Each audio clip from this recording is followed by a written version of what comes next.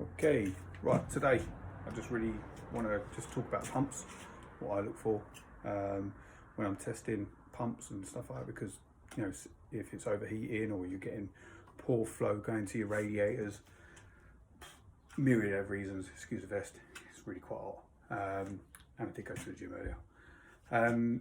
But yeah, things I look for is strength of the impeller, obviously. Now you can check the capacitor windings to make sure that there's enough power, so you can test between the live and neutral of the plug. You can do that with your multimeter set to ohms. I've just been trying to do this on this pump and on the newer style UPS 3 pumps. I've been trying that as well. Not really getting much luck, not really getting any readings, so I just thought I'd just go with the old school method of jamming my screwdriver in and just giving it a try. Now, this one come out the other day and it was weak, and I tested it the other day, can't seem to get a reading on it today as of yet. For some reason, God knows why, maybe it is completely dead, but it was showing about 19 ohms, which is obviously way too low, where we'd be looking for between 130 to 250 ohms. Now obviously the higher the number, the more powerful the capacitor is, meaning the power, more power the motor's got. Obviously getting down to 130, I'd be looking at replacing it. 100 obviously definitely, and anything below that. But to be honest, you can normally tell anyway, so there's a few things that I look for when I'm doing pumps. So I'll normally, obviously being an airing cupboard, this thing will be looking at me and I'll have the system running. Normally hear the boiler banging away downstairs because it's overheating or whatever's going on, or you're just getting poor flow, you know, you're just not really getting that much going on. So then what I normally tend to do is I'll put either a bag that I've got, which is like a folding bucket, normally put that under there, just hang it over the top, or I'll just whack a load of towels, and as plumbers we've always got loads of towels, so I'll whack a couple of towels under there. And what I normally tend to find is if you've got a weak pump, the first thing that happens is you get like a build up of water. So that normally when you open this up, it's a strong pump, you won't get any, you'll get a couple of little drops here and there, hardly anything. But then if you've got a weaker pump, what I tend to find is that you just get an abundance of water pouring out of this point here, so you won't even be able to get it fully open, because you'll just have loads and loads of water pouring out. I will do another video when I get another weak pump. I'll do one. Winter time coming up, there'll be plenty, because it seems to be, you know, September to December, that's pretty much all you do, pumps, 2 ports, 3 ports, and rad valves. That seems to be the main bulk of the work really in that time. And then yeah, so that's what I tend to find, is that you just get an abundance of water. Then it's pretty much safe to say that it is weak. Yeah, that's what I know. That's the easiest way. Now another thing you can do is the old jamming screwdriver in. If you find that it is spinning, it's not really making any rumbling noises or grumbling noises, then you can then just go on and inside, I don't know if you can see that, you have the inside there, and you'll see that will be spinning, and I'm just spinning the impeller now. And then what you'll find is that you'll be able to put your screwdriver in, and I normally just rest it against the inside of where the thread is, and then I'll put it in, and I won't just jam it in and then just ram it stop. I'll then get to a point and I'll just rest it down on the top bit there. If that stops easy, and I mean like minimal force or anything like that, then you know that pump's dead. And as I say, you can do the old testing the windings. I normally, to be honest, just bypass that and just go straight for the old rabbit screwdriver in. And I'm sure everyone knows this is probably teaching most people sucking eggs, but I just thought I'd start with some basic stuff that I learned when I first started this stuff. So I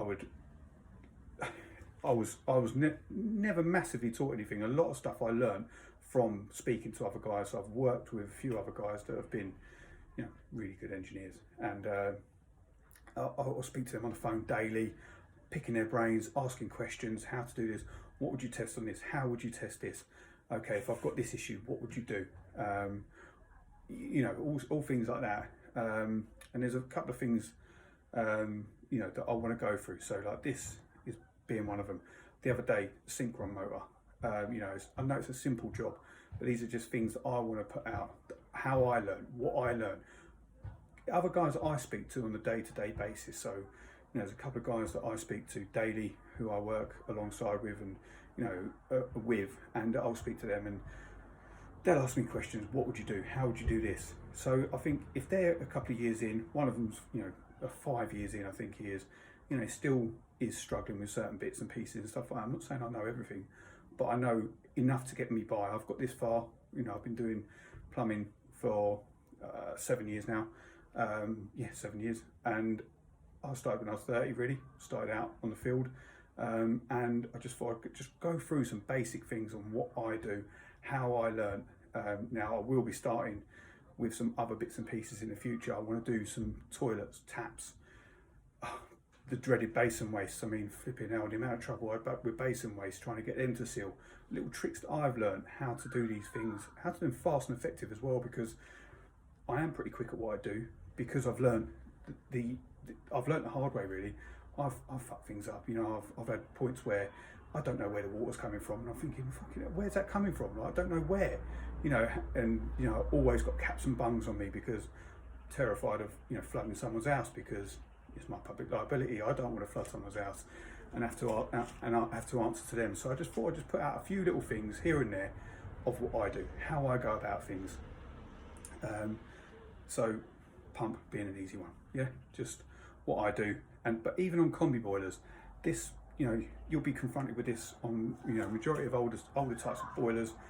You can just look at it and just, you know, if you start undoing that central nut, and then you're getting abundance of water coming out, and you're saying, and you're hearing the boiler banging around, crashing around, and you're not sure on what it is, it's, you know, going to be a safe bet that the pump has had it, or it's on its way out, it's getting weak, so it's able to maybe do the hot water because it's a small circuit for it to run around, but it can't do the heating because it's, you know, it's a big circuit for it to run around, 8, 10 radiators, whatever it is. So yeah, that's basically what I'm going to do, and I hope it's helping people. I'm having some good messages, some you know, bit of banter with a few people and stuff like that, and I hope. And yeah, and you know, I think one of my videos earlier on, I think I said about going to the white wire or something like that. The guy pointed it out really nicely to me, and I really appreciated that, because I don't know everything. I flipping don't. I've been gas safe for 2 years. I've done my first year just servicing and doing pumps upon pumps upon pumps and valves. That was the main majority of my work, was pumps and valves for a year alongside servicing. And then I went back into plumbing and stuff like that to help out with what I was doing at the time. So my garage is full of plumbing gear. So I just thought, why not make some videos on how to do things, how to change a tap, how to change a bottom entry fill valve, what to look for on siphons that I used to use on a day-to-day basis, because I know they fit 99% of the toilets, because you will get certain systems, Ideal Standard for instance, that won't work. If you go to fit a Dudley Turbo, it ain't going to work. You know, you're going to struggle to fit that in there alongside a bottom entry fill valve. But I've had to go through that stuff of working that out, how to do things. You know, I remember the first time doing like a click in, click out, what's it called, a toilet siphon. You know, even just getting the front plate off, what to look for, how to identify what part's actually gone, because some toilets you might think, oh, it's running because of a washer. You know, on Ideal Standard toilets, for instance, I'll be looking at changing both the actual washer, but also the fill valve, because 9 times out of 10 they both go roughly around about the same sort of time. Don't know why, but that's just how they went. I hope this video helps a few people. Not really spoke about pumps really. It's basically just been me just rambling on about what I do, how I do things, what I'm going to do next, and so yeah, I'll finish up with pumps, and I hope this video helps. If there's any videos that people do want to see me do, then let me know. I will gladly do the videos on them. Hope everyone's having a good day. Cheers.